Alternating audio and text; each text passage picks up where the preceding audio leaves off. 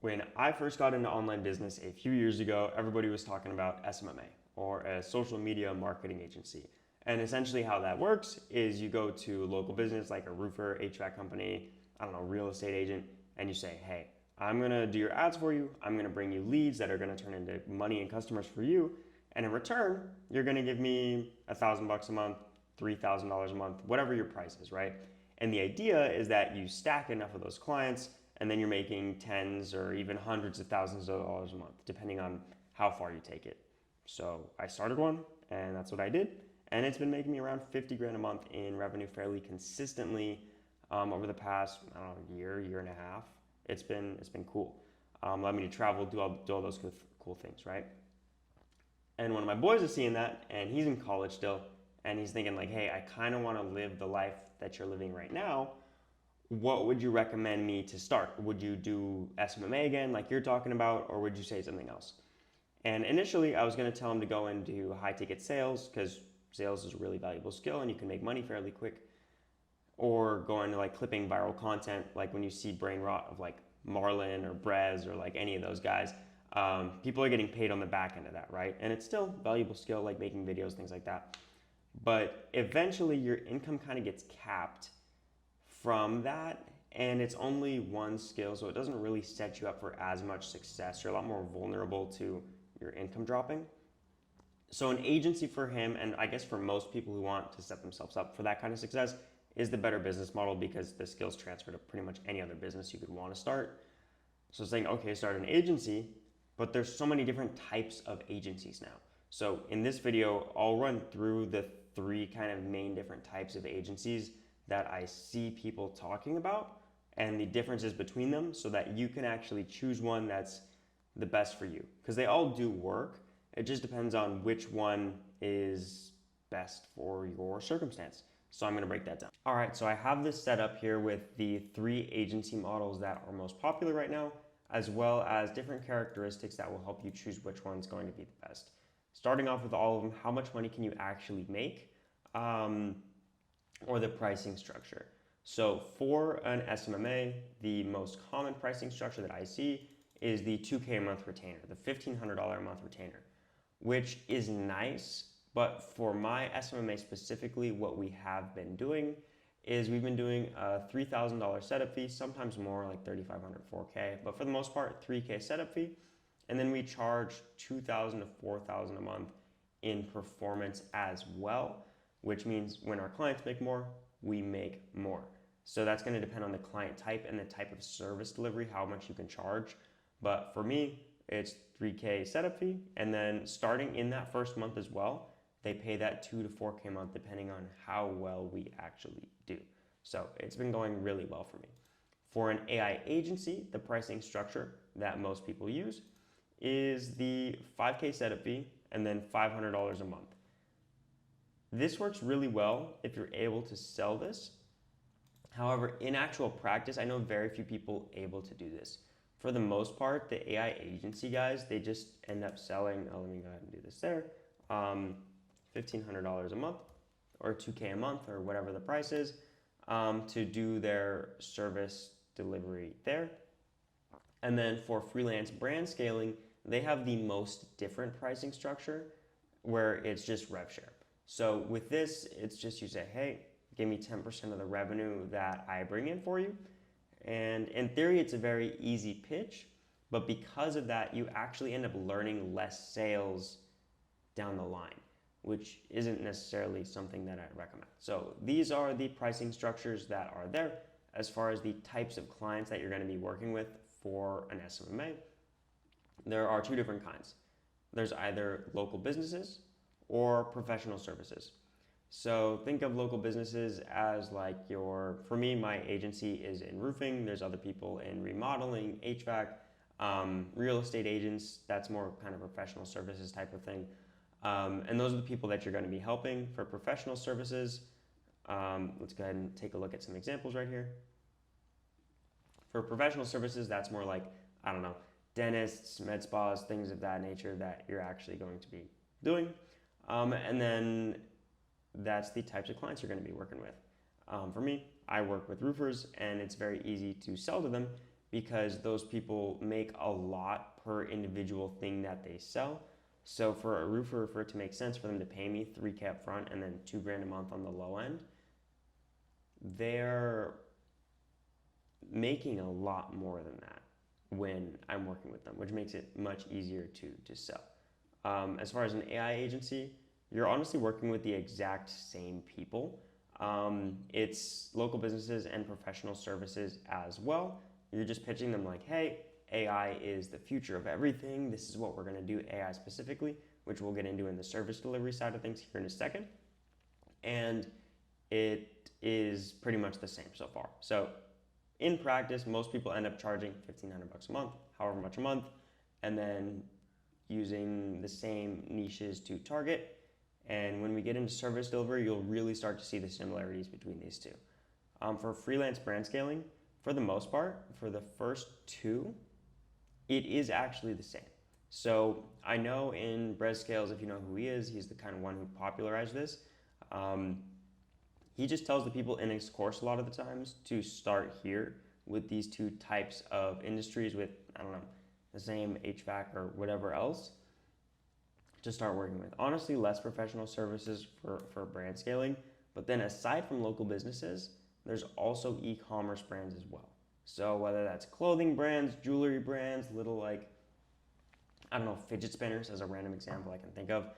They're also helping those, and in return, they get 10% of the gross revenue brought in from the ads that we'll get into in service delivery.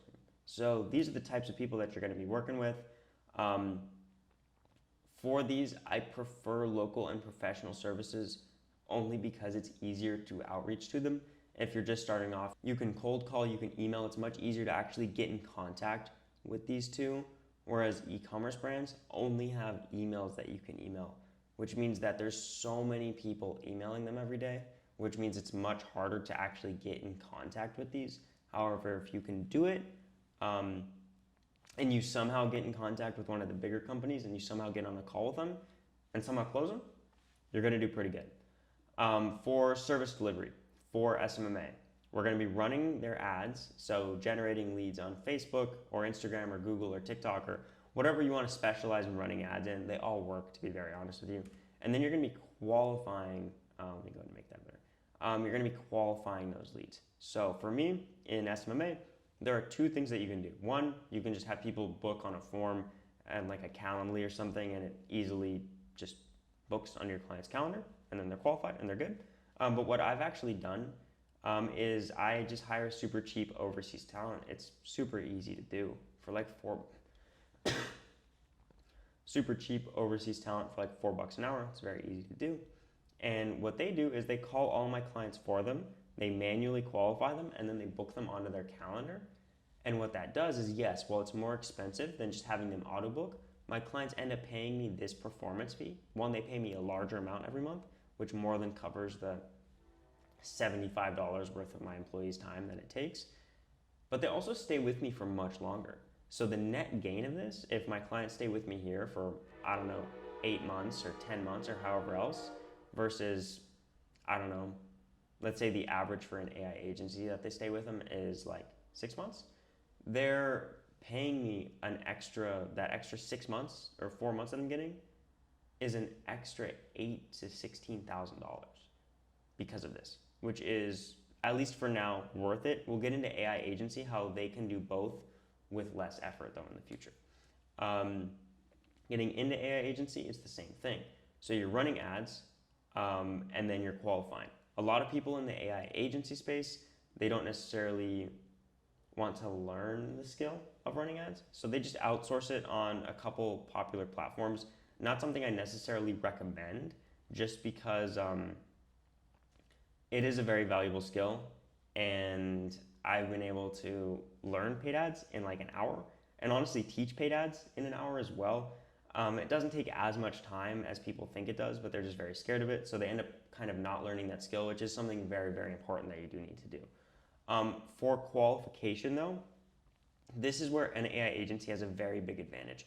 Not quite yet, but in probably a year from now, the AI callers are going to be really good. Meaning when you do the ads for your agency and a lead comes in for a local business, for example, the AI agency calls them immediately and says, hey, like, how's it going? This is X with X business. Are you interested in our services? And then book an appointment. And then your client goes out and sells the deal, right? In theory, it works, and it kind of does, but for my clients, they specifically don't want that yet. They tell me that they don't want it because the quality isn't there for AI callers yet. In like a year, 100% will be there, and we are actually going to switch to that when that happens, but it's not quite there yet. Also for AI agencies, I know a lot of people are saying to like sell AI automation. Don't do that. The key for all of these, SMMA, AI agency, and freelance brand scaling, is that we are making money off the money we make our clients, not the money we like save our clients or anything else. Because it's super easy for an AI agency or an SMMA, or, and we'll get into it, freelance brand scaling, because we're bringing the revenue in, and we can charge so much more for that than some simple automation. Because like think about it, if somebody knows they need AI automation, they can just go to Fiverr or like Upwork or like some freelancing thing and pay some dude $40 in India to do what you would do for 5,000. Like it doesn't make any sense. For service delivery though, for freelance brand scaling, it is again the same because it's all an agency. This is all the same thing, guys. You're gonna run the ads and you're gonna qualify them, but it's different ads. If you're working with a local business, it's gonna be the exact same. Local business freelance brand scaling is the same as SMMA, bar for bar, it is the same. But if you're doing it for e-commerce, it does change. So you're going to be running ads for your clients, but instead of becoming a lead, they go to your client's website or landing page or whatever to purchase and check out on Shopify for whatever that they're selling. So you get better at qualification as far as like finding the actual buyers through the ads that you're running, as well as finding the like running engagement campaigns and other things like that, where running ads is honestly slightly more complicated, and it is a very different skill than learning it from these. For the demand though, I'll just kind of cut to the chase. Every single one of these, the demand is high. So let me go ahead and do that. Oh, I meant to. The demand is high for all of them because we're bringing in revenue for a business. As long as a business understands that you're good and you have the ability to convey it over sales, you will be able to get paid. People are thinking SMMA is dead because it's been around for a while and it's harder to sell a course on it, just to be honest. That's why Brez has freelance brand scaling and other people have AI agency. It's all just SMMA repackaged to sell a course because it still works. You can still make a shitload of money with all of them, and I know people doing it with all of them. Getting into the skills learned though, it's going to be very similar for all of them with slight differences. So marketing, obviously you need to learn marketing from a marketing agency. You learn it for yourself, because with this I really recommend learning to run ads yourself. It took me like an hour to learn it. I can teach it in an hour. It's super easy. For sales, because I'm charging more upfront, I've gotten very good at sales. I have clients where they've paid me $6,000 per month paying me upfront, which is, you can't really do that if you aren't good in sales, and it transitions to everything else. Copywriting, so learning to sell through words. Think of emails and the words you're actually going to use in your ads. And then hiring and management as well. Because initially I started hiring people from overseas for $4 an hour, now when I pay my media buyer, when I pay my person who interacts with my clients for me and does onboardings, I have those skills to go take that into any other business I start, which is insanely valuable. And I've helped my friends who have AI agencies or other things with these because they didn't natively learn it within their business model. For AI agency, the big thing here is you're learning AI. Oh, I did that the wrong way.